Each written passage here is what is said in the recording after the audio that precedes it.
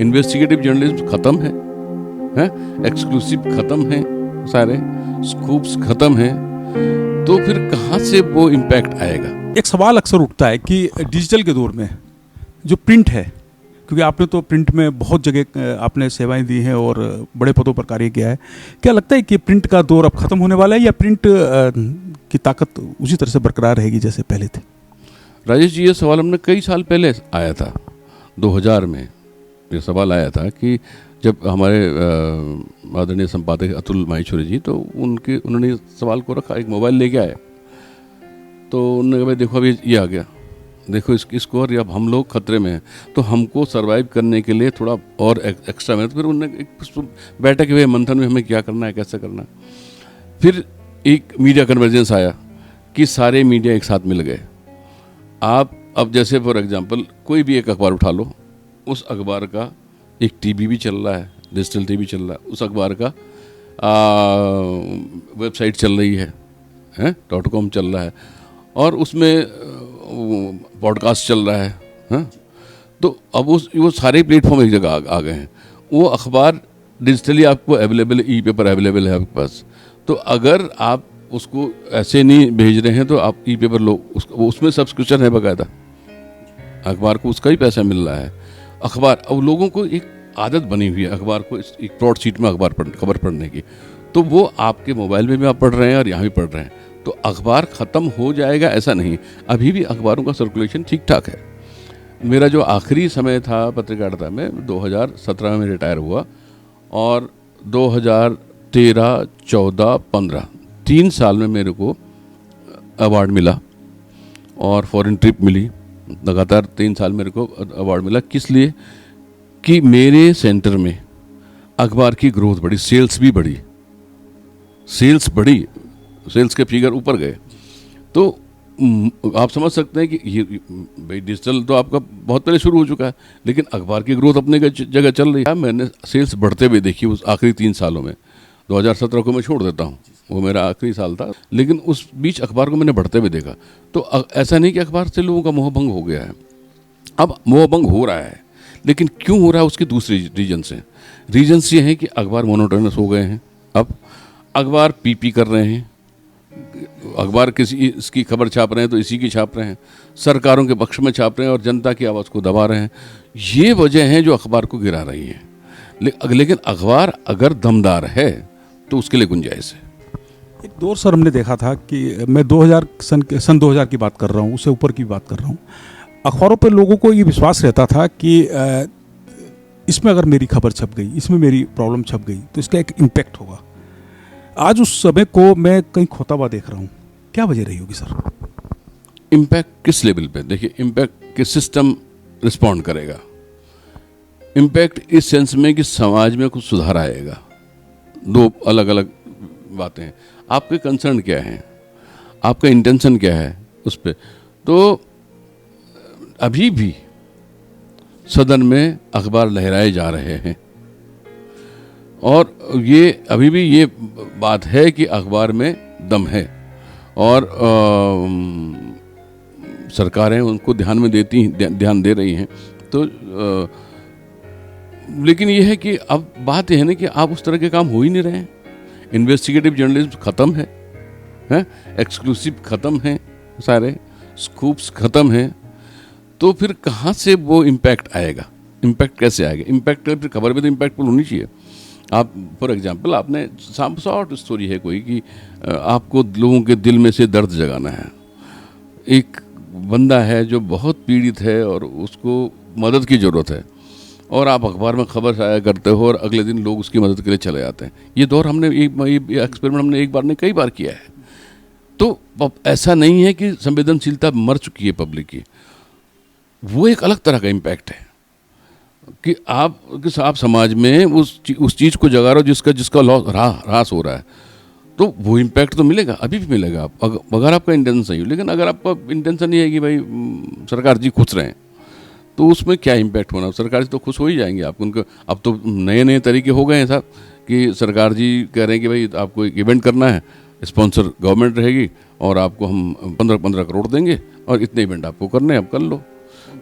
कौन clay sir अलार फलार ये सब फालतू सब चीज़ें नहीं। अब इवेंटबाजी का दौर शुरू हो गया अखबारों में भर के इवेंट टीम्स अलग से बन गई हैं। सर आपने कहा कि इन्वेस्टिगेटिव जर्नलिज्म खत्म हो गई है, स्कूप नहीं आ रहे हैं और स्कैम पर बात नहीं हो रही है, क्योंकि जो भी मैं देख रहा हूँ, जो भी स्कैम अगर सामने भी आ रहा है और बड़ी जो बातें सामने आ रही हैं वो उसी तरह की जो न्यू मीडिया है उसके माध्यम से ही आगे बढ़ रही हैं। अखबारों में अब लगता है कि बहुत कम हो गया है, कि बहुत ज़्यादा इन्वेस्टिगेटिव नहीं हो रहा है। तो क्या डेवलपमेंट की जर्नलिज्म की बात करते हैं, रूरल जर्नलिज्म की बात करते हैं, वो भी तो अखबारों से गायब हो रही है सर? जी, उसके लिए ऐसा है कि मैंने वही कहा ना, उसका तरीका यही है कि जो छोटे प्लेटफॉर्म्स हैं वहीं से उनका वो काम ठीक से हो पाएगा, और बड़े प्लेटफॉर्म का अब सरोकार नहीं रहा। ये सब चीज़ें हैं। कुछ साल पहले की बात है, कुछ खबरों न्यूज़ वैल्यूज पे चर्चा हो रही थी, खबरों के पैटर्न पर चर्चा हो रही थी। तो एक साथी ने कहा कि यार मैं तो वो खबर छापता हूँ जो बिकती है। ठीक है, अब बिकती क्या है? बिकती है चटकारा। अब ये जब 90s के दौर में लोगों ने शोध किया कि जो भाई कौन सी खबर से लेवल है, बाकायदा उन लोगों की एक रिसर्च उन लोगों ने करी, और उसमें यह था कि सेक्स बहुत बिकता है, रिलीजन बहुत बिकता है, कंट्रोवर्सीज बिकती हैं, पॉलिटिक्स बिकता है। उनका पैमाना ही बदल गया। और ये आपको बताऊं, जब मैंने 81 में एक अखबार ज्वाइन किया था, उस अखबार में ये था कि भाई आपको क्राइम को अंडर प्ले करना है, रेप वगैरह ये ऐसी जो चीज़ें हैं उनको अवॉइड ही करो। करना भी है तो एक पॉजिटिव एटीट्यूड के साथ में उस क्राइम का ऊपर करो कि ठीक है, लोगों को पता होना चाहिए कि दिस में हैपन टू मी, मेरे साथ भी ऐसा हो सकता है, ये सब चीज़ें। लेकिन इसका नेगेटिव इम्पैक्ट ज़्यादा महसूस हो रहा है कि उसका लोगों में नेगेटिव इम्पैक्ट ज़्यादा जाता है, तो उसको हमको अवॉइड करना चाहिए। और समथिंग पॉजिटिव एटीट्यूड, कहाँ कैसे आगे बढ़ें, क्या करें, कहाँ सुधार हो, इस तरह की चीज़ों पर कोई पॉजिटिव चीज़ हो रहा है उसको हाईलाइट करो ताकि दूसरा उससे प्रेरित हो, अच्छी चीज़। वो एक पैटर्न था।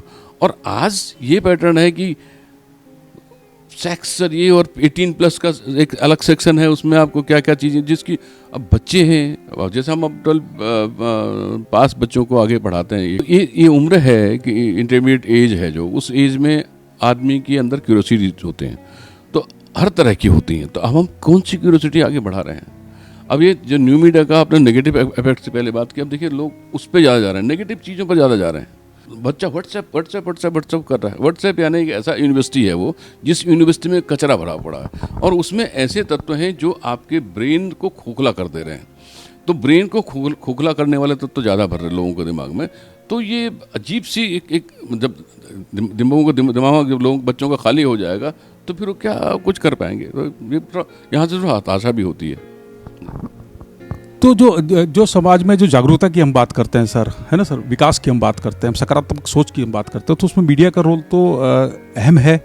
क्या लग रहा है कि मीडिया उस दिशा में एक प्रभावी कदम उठा रहा है या प्रभावी पहल कर रहा है? नहीं उठा रहा है। मेन स्ट्रीम मीडिया तो बिल्कुल भी नहीं। मेन स्ट्रीम मीडिया की तरफ मर जाओ सबके सब, हमारी बला से। हमें मुनाफा कमाना, हमने दुकान चलानी है, ये मेन स्ट्रीम मीडिया का सीधा फंडा है।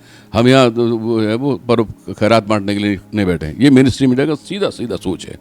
उनने बिल्कुल सोच लिया और वो धीरे धीरे और निष्ठुर होते जा रहे हैं।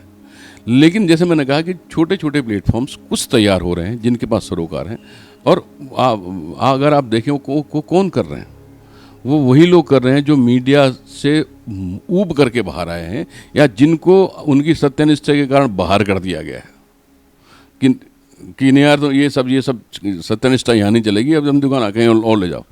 कई लोग इसलिए हटा दिए गए, सच बोलते हो तो क्या है, करें कि मैं कहूँ बहुत कुछ सोचता हूँ पर कहता नहीं, बोलना ही है मना, सच बोलना तो दरकिनार।